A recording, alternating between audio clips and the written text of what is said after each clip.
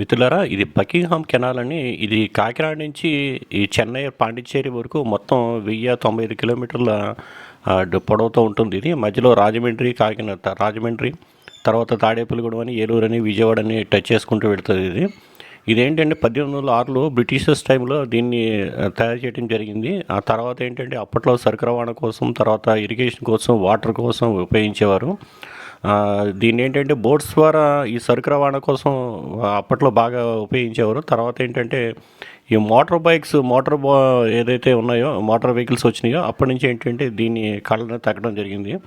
ఇది 1960-70 వరకు కూడా బాగా యాక్టివ్గా జరిగింది. తర్వాత తగ్గడం జరిగింది. అయితే 1990 వరకు కూడా ఈ ఇసుక రవాణా అనేది ఈ కెనాల్స్ ద్వారా జరిగిందన్నమాట. అయితే తర్వాత తగ్గించేశారు. అయితే ఏంటంటే ఇప్పుడు ఈ ఎలక్ట్రికల్ ఏ మోటార్స్ వచ్చినాయో, తర్వాత ఈ డీజిల్ మోటార్స్ వచ్చినాయో, వీటి వల్ల ఏంటంటే అప్పట్లాంటి సరైన వేగం లేక వాటి వినియోగం తగ్గించారు. కానీ ఇప్పుడైతే వేగం పెంచుకోవడానికి చాలా అవకాశం ఉంది కనుక ఇటువంటి వాటిని రివైవ్ చేసుకోవడం చాలా అవసరం అవుతాయి. ఒక్కోసారి ఏంటంటే రోడ్డు ట్రాఫిక్ వల్ల కానీ, లేదంటే ఈ ట్రైన్స్, ఈ ఫ్లైట్స్ వాటిల్లో ఎప్పుడైతే ఈ జామ్ అయిపోయినాయో, అంటే హెవీ ట్రాఫిక్ వచ్చిందో, ఈ కెనాల్స్ వాటర్ వేస్ కనుక ఉపయోగించుకోగలిగితే అటువంటి అక్కడ ఉన్న సమస్యలన్నీ కూడా మనం తీర్చుకోవచ్చు.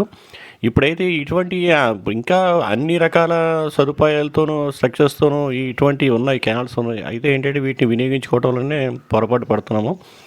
చూడండి ఇక్కడ ఈ స్ట్రక్చర్స్ ఏమేమి ఉన్నాయి ఈ కెనాల్స్ కానీ చూడొచ్చు మీరు. ఇవన్నీ కూడా చాలా అద్భుతంగా అప్పట్లో తీర్చిదిద్దారు. ఏంటంటే మనం వినియోగించకే ఇవన్నీ కూడా పాడవటం జరిగింది. సరిగా దాన్ని మనం ఉపయోగించుకోలేకపోతున్నాం. కానీ ఏంటంటే ఉన్న సదుపాయాలను కొంచెం రివైవ్ చేసుకోగలిగితే చాలా బాగుంటుంది. ప్రభుత్వాలు అనేది సీరియస్గా తీసుకోవాలి. అలాగే ప్రజలు కూడా ఏంటంటే రియాలిటీ మీద తీసుకోవాలి. ఇది మీకు తూర్పు లాకులు, ఇది అది చూడండి, గేట్స్ అవి ఉంటాయి. పాతకాలంలో అయితే దీన్ని ఈ బ్రిడ్జ్ మామూలుగా బోట్స్ ఏవైతే ఉన్నాయో అటు కాకినాడ నుంచి, తర్వాత ఇటు విజయవాడ నుంచి వచ్చిన బోట్స్ ఇక్కడ నుంచి మారుతూ ఉండేమాట. ఇక్కడ వాటర్ లెవెల్స్ మెయింటైన్ చేసే సదుపాయం అన్నీ ఉన్నాయి. చూసారా, ఇవన్నీ కూడా ఏంటంటే మంచి, ఇంకా స్టిల్ లైవ్గా ఉన్నాయి, ఇవన్నీ కూడా చనిపోలేదు. అందువల్ల ఏంటంటే ప్రభుత్వాలు సీరియస్గా తీసుకోవాలి. ప్రజలు కూడా ఏంటంటే ఇటువంటి వాటి విషయంలో ప్రభుత్వాలకి దృష్టికి తీసుకెళ్తాం కానీ, డిమాండ్స్ పెడతాం కానీ చేయాలి. ఇటువంటివి కనుక మనం రివైవ్ చేసుకోగలిగితే ఇంకా ప్రజలకు కూడా సరదాగా అమ్యూజ్మెంట్గా కూడా పనికొస్తాయి. తర్వాత వాటికి ట్రావెలింగ్ కొన్ని చోట్ల ఏంటంటే ఇవి డిస్టెన్స్ కూడా బాగా తక్కువ అవుతాయి అన్నమాట. ఎందుకంటే ఇవి ఈ చుట్టూ తిరిగి కాకుండా షార్ట్ కట్స్లో కూడా ఈ వేసి ఉండటం వల్ల మనకి టైం చాలా సేవ్ అవుతుంది. సో ఇటువంటివి ఉపయోగించుకోవాలి.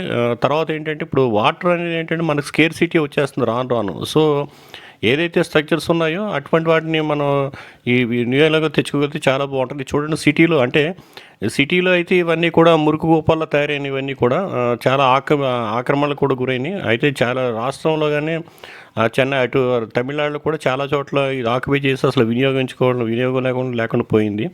అందువల్ల ఏంటంటే దీన్ని సీరియస్గా తీసుకుని ఈ ప్రాజెక్ట్స్ని మనం తిరిగి వినియోగంలోకి తెచ్చుకోగలిగితే చూడండి ఇవన్నీ కూడా ఎలాగ ఉపయోగించుకుంటున్నారో. అదే కనుక వీటిని వినియోగంలోకి తెచ్చుకోగలిగితే ఇవి ఎంతో కొంత ఉపయోగపడతాయి. తర్వాత మత్స్య సంపద పెంపొందించుకోవడానికి, వాటర్ని ఒక చోట నుంచి కూడా తీసుకెళ్తానికి, ఇవన్నీ ఇవన్నీ పెరిగిపోయినాయి. తర్వాత ఏంటంటే ఈ అగ్రికల్చర్కి, ఇరిగేషన్ కూడా చాలా బాగా ఉపయోగపడతాయి. అందువల్ల వీటిని ప్రభుత్వాలు సీరియస్గా తీసుకోవాలి. ఇదివరకు అయితే ఒక ప్రయత్నం అయితే జరిగింది. దీన్ని అంటే ఒక 5-10 ఇయర్స్ క్రితం ఏంటంటే దీని గురించి మాట అయితే వినిపించింది, దీన్ని రివైవ్ చేస్తున్నట్టు. కానీ తర్వాత లేదు. ఎందుకంటే రకరకాల లాబింగ్లు వాటికి సక్కుంపైపోయి దీన్ని, లేదంటే ఆ శ్రమ తీసుకోవాలి ఏంటి అనుకుంటారు.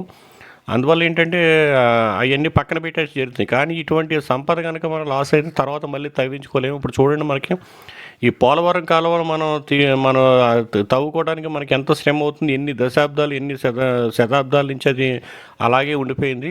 అదే కనుక ఇప్పుడు ఆల్రెడీ ఉన్న వాటిని వినియోగించి తెచ్చుకోలేకపోతున్నాం.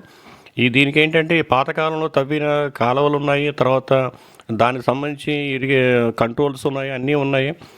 ఎందుకో మరి దీనికి నిర్లక్ష్యం చేస్తున్నారు ప్రజలు, నాయకులు. ప్రజలు ఏంటంటే ఈ వాస్తవాల మీద కనుక వాళ్ళు కనుక ఈ నాయకులు ఎన్నుకోవటం, తర్వాత శాస్త్రీయత అవన్నీ కూడా సీరియస్గా తీసుకున్నట్టయితే ఇటువంటి వాటి మీద వాళ్ళకి దృష్టి వెళ్తుంది. ఎప్పుడు ప్రజలు ఏంటంటే ఈ అబద్ధపు హామీలు, లేదనుకుంటే వాళ్ళు చెప్పే మాటలకి తొడగొడతాలు సీరియస్, లేదంటే తిట్టుకోటాలు వాటికి దృష్టికి ఎక్కువ దృష్టి పెడుతున్నారు కానీ వారి లైఫ్ కానీ, సంపద కానీ, ఈ ప్రకృతి కానీ ఇటువంటి విషయంలో వాళ్ళు ఎటువంటి శ్రద్ధ తీసుకుంటలేదు. అందువల్లే ఇలాంటి దుర్లక్షణాలు అనేవి రాజకీయాల్లో చోటు చేసుకుంటున్నాయి.